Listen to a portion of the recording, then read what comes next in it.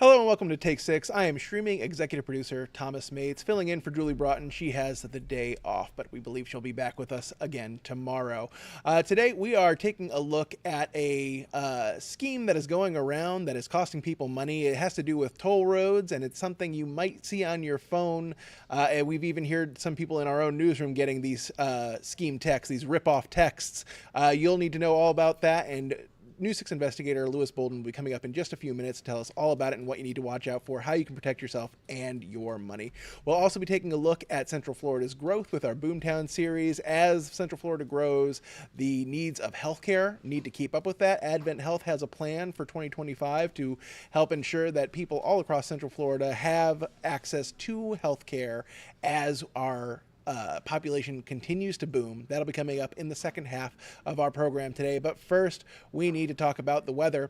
News 6 digital meteorologist David Nazario joins us right now. And David, as you put it earlier on your web stream at 11:30, again, if people aren't watching that, they should be watching that because you fill us all in on everything we need to know. But as you said earlier, we're getting ready for a roller coaster coming up. Yes, and in this case, it's not so much going to be the temperatures, it's just going to be the different types of weather activity. I feel like we have a bit of a, almost you could call it like a Rocky workout montage of all the different winter storm systems that are going to just keep coming out of the Rockies and screaming eastward across the eastern United States. And as a result, we're going to have our warm temperatures get warmer, and our rain chances are going to keep going up and down, which is atypical of a La Nina winter pattern, but it's a good thing nonetheless, especially once we take a look at the air quality reports that I have here in front of me. But first, let's get into the water vapor. I'm going to do some doodling here because that's my favorite thing to do with everybody, and we're going to try to blast through this quick. We're going to be watching here predominantly. I know we're down here in Central Florida. We have some dry air overhead currently. And that's why we're looking at partly cloudy skies through much of the week ahead, with some of that scattered dense fog starting the day off overnight because of high pressure in the morning. But back over the plains, we're going to have multiple storm systems ejecting out of the Front Range and moving like so across the United States. And as that tracks through on the southern half of it, we're going to have frontal system after frontal system making its way through us here in Central Florida. Not going to do too much for our temperatures, unfortunately. We're still going to stay fairly warm, but we'll kind of trend back down to about average temperatures. You can see right now outside, we're already cranking into the 80s, 81 in Kissimmee, 79 in Orlando, 80 down as far south as Winter Haven, with 81 out in Titusville. But we also have the feels like temperatures here as well. And if you look across the board, everybody is getting a taste of those 80s, minus Gainesville and Ocala. You can still see we're hanging out in the upper 60s, and that's a result of the fog, the very dense fog we started the day off with this morning. Here's a look at your temperatures outside right now. I'm going to quickly fast forward here using our internal model. We're going to go through the week. You can see the high temperatures are going to stay in the mid to low 80s for most of us, but then Wednesday, and especially into Thursday, you can see our temperatures are slowly going to start to climb. I'm not going to show you Thursday because we're actually flirting with 90 degrees in some spots, but we're still a couple days away, so we need to see if the models stay to that extreme or if they try to trend back down a little bit. We'll wait and see, and we'll dial that in for you over the next 24 hours. Here's our air quality, and I feel like this is being a little conservative, a little modest. I myself, I don't know if you all can hear me through the mic right now, I'm still dealing with a bit of the allergies. Massive outbreak of the allergies on Thursday and Friday for me. Had to take Friday and Saturday to recover, and the air quality is still moderate with, I would say, isolated areas here in Central Florida on the unhealthy side. And I'm sure you've seen the cars out there or everything that may be sitting outside. The pollen for the days ahead is just going to stay through the roof because we're basically in a pseudo spring, almost what feels like an early summertime pattern, with temperatures trying to get to that 90-degree threshold here in the month of February. All of our pollinators and our spring wildlife and agriculture are just blooming every which way you look. Article to come on clickorlando.com discussing all that as we go through the rest of the week. There is a bit of positivity out there, though. I brought this up during our morning weather brief. I know Chief Meteorologist Candace Campos is also talking about it, or was talking about it during our noon broadcast. As we get deeper into the month of February, note that the further north you go, you start to get back into those slightly, just a little nudge down into those below average temps. But here in Central Florida, we're going back to average. So we'll still be in the 70s. It should be a little bit more on the mild side as opposed to breaking out into a sweat as soon as you step outside. This is what we're watching coming down the pike. If you look on Monday, this is where we are right now. We already have another storm system beginning to blossom out there over the plains. Not going to do much for us outside of just add to the warmth outside. And then as you go through Wednesday, notice there's another one already blossoming. So we have something developing tonight. We have something else developing late in the day on Wednesday for Thursday. That is also why Thursday is forecasted to be the hottest part of the week. You can see that stationary tail that just gets stuck over the southeast and the upper Gulf coastline. And then finally, that's going to aggravate the pattern and make room for our main event. This is something we're definitely going to be watching, and I would definitely recommend, especially for our NASCAR fans out there, you track this closely. I personally will be at the Xfinity race on Saturday. Looking good. Green flag should fly just as scheduled, but then on Sunday, this could have implications for our Daytona 500 race with some pretty high target VIPs in the crowd, to include President Donald Trump himself, the number one MVP out there, the VIP out there, who will also be making an appearance at the Daytona 500. So we're going to be pinpointing this throughout the week to see if there could be any delays or postponings to the Daytona 500. But last but certainly not least, I'll wrap up with our pinpoint accurate forecast. You can see for the next 3 days, AM fog is going to stay in the mix. Wednesday, notice that we're already getting up into the upper 70s. Thursday, right on the cusp of 90 degrees. 89, we're going to see if one or two locations do touch the 90-degree threshold as we go through the warmest parts of the afternoon between 2 to 4 o'clock. And then we're watching Saturday and Sunday very closely as we approach race weekend. And, of course, can't forget about Valentine's Day. Valentine's Day Friday night's looking pretty good.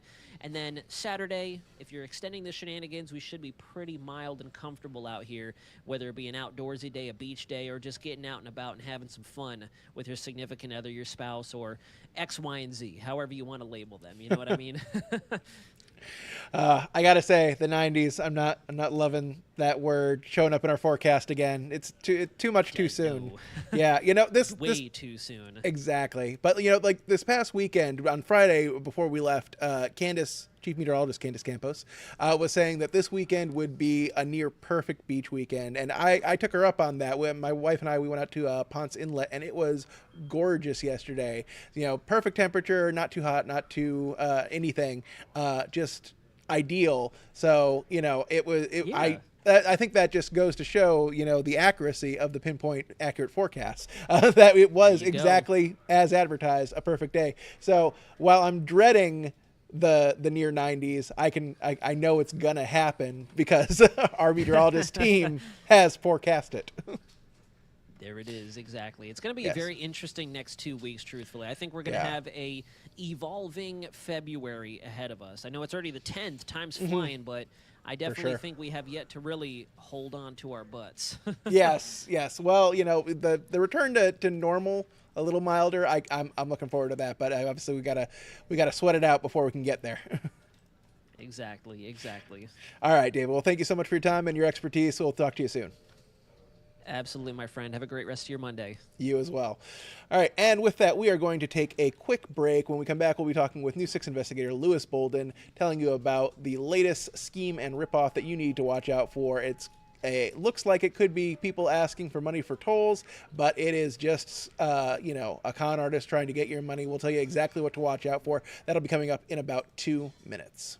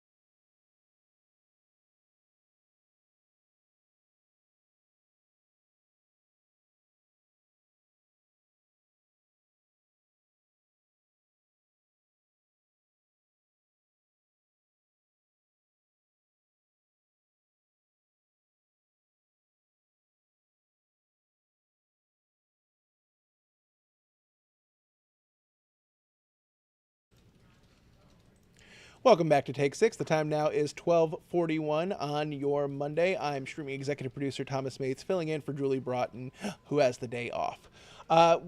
Toll roads here in Central Florida are ubiquitous. You know, many of us use them to try to get a quicker way around our clogged highways and byways.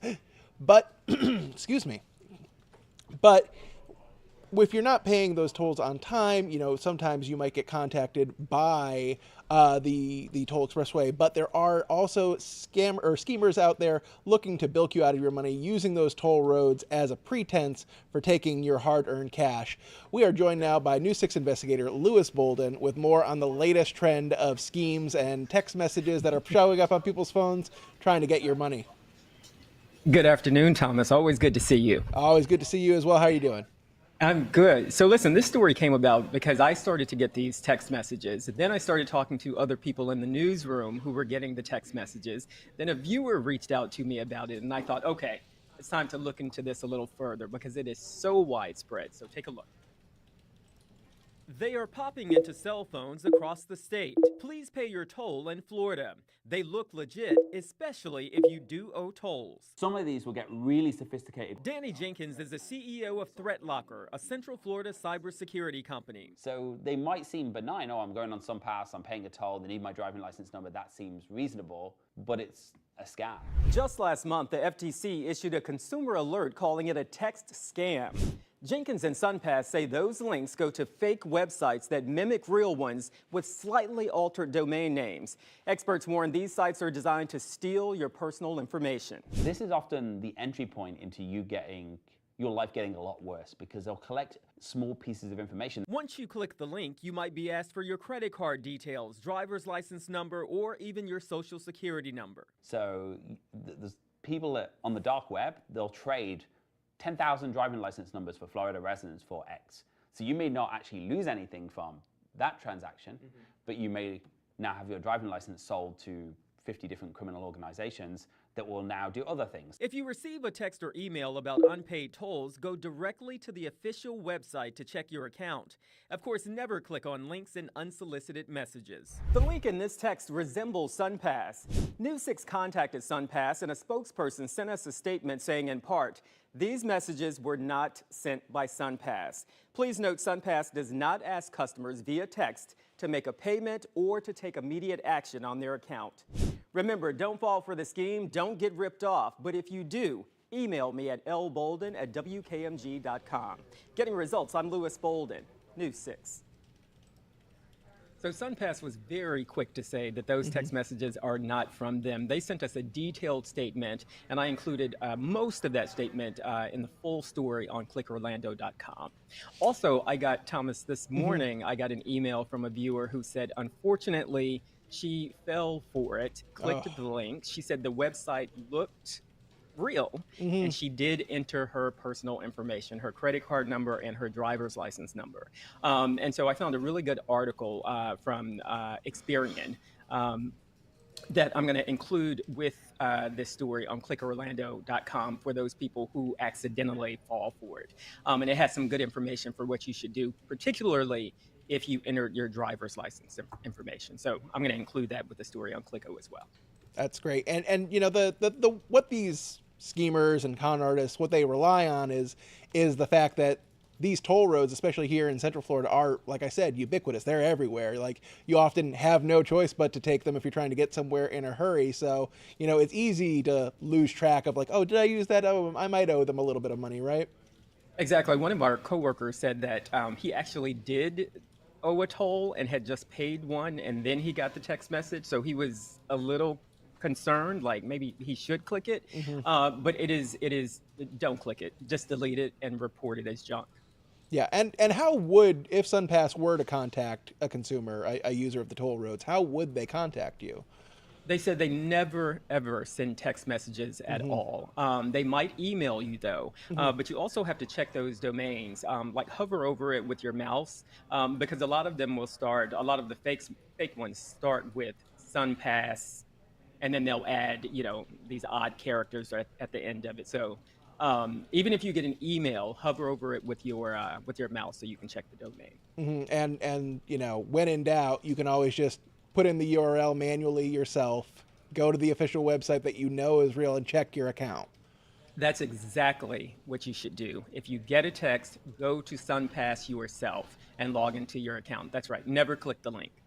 I will tell you, my wife refuses to use the toll roads whenever possible. When we first moved to Florida, she was like offended by the concept because there just weren't any really where we were coming from out in Oregon at the time. And so she's just a very frugal person. And so she absolutely refuses to use the toll road. So if we get a text from them, we'll know immediately this ain't right.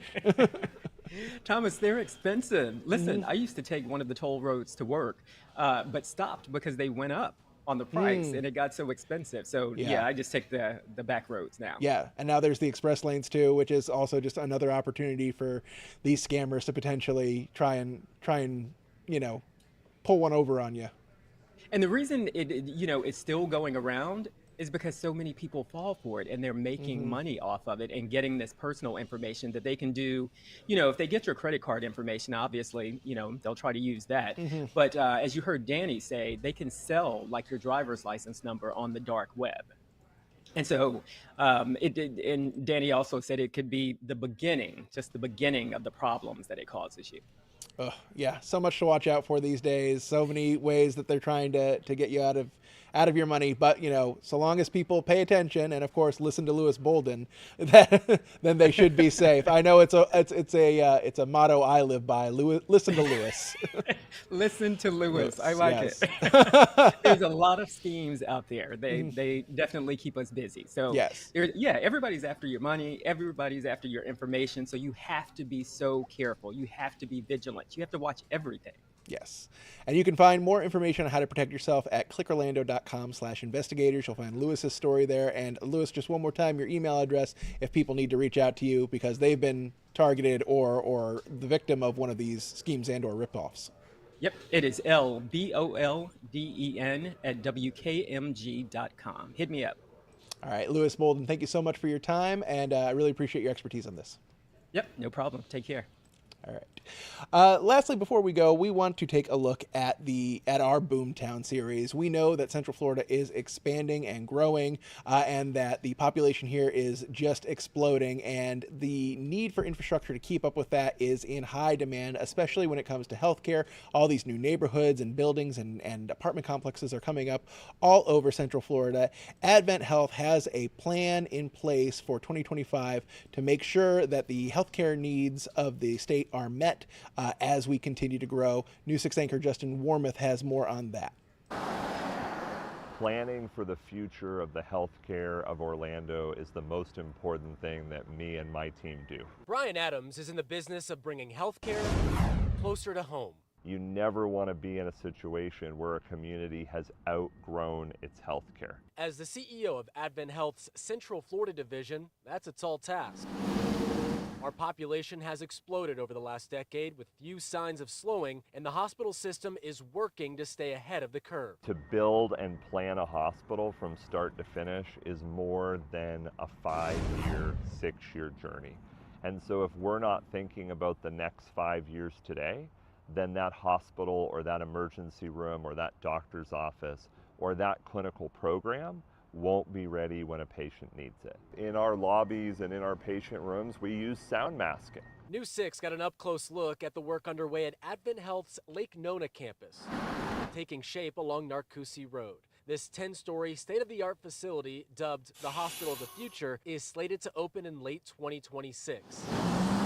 And it's here, not by accident. We have key processes that are part of our planning, where we look at what's the population, where is it growing, where are new roads going to be, and what types of diseases will the population need care for.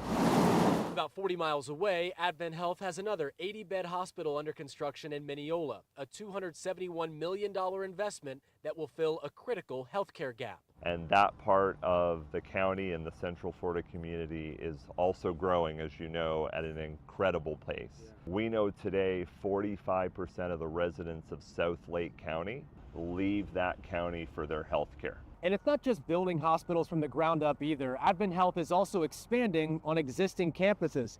Take Winter Garden, for example. They're adding 3 stories to the hospital's patient tower to address this area's changing demographics. Feels like we just finished that hospital and we're now building a tower there so that we can open OB services for that community, because we know the number of young families that want to have their babies close to home is significant. Building new hospitals is one thing, staffing them is another. Over the next 3 years, Advent Health plans to add an additional 800 providers, including doctors, nurse practitioners, and physician's assistants, to improve access to care. Each of our programs is growing, whether you live in Winter Park, you live in the Kissimmee community, Celebration, Altamont, all across Central Florida. We've invested significant time, resources, but most importantly, clinical talent, physicians and caregivers to help keep Central Florida healthy.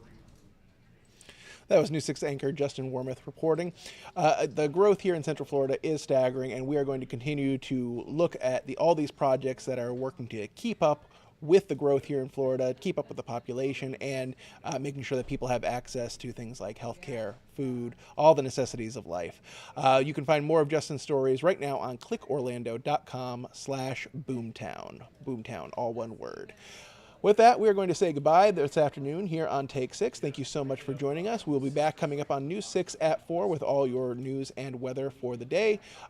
Julie Broughton should return with us tomorrow, but if not, you'll see my smiling face yet again. Thank you so much for joining us, and have a pleasant day.